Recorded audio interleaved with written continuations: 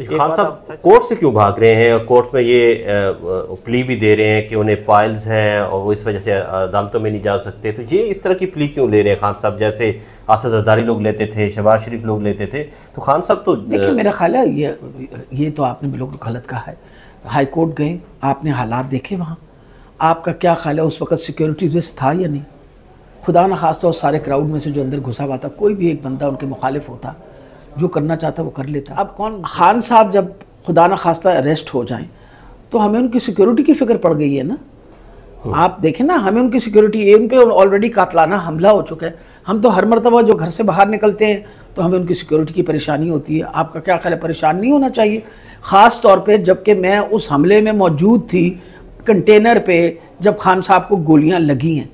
तो आप सोच सकते हैं हम किस चीज़ में से गुजर रहे हैं इस वक्त। इतना बंदा लोग निकल आते हैं तो खान साहब की इस वक्त बहुत बड़ा उन पर थ्रेट है, उनकी जान पे थ्रेट है। हम तो खुद उनको मना करते हैं कि आप निकलिए ना, वजह ये है, पर वो खुद अगर ना हमारे मना करने के बावजूद वो इस्लामाबाद भी गए, 3 कोर्टों में 3 अदालतों में भी फिरे, यहाँ भी वो अदालत में गए। तो ये आपका कहना कि जो अदालतों में नहीं जाते ये तो ज़्यादती की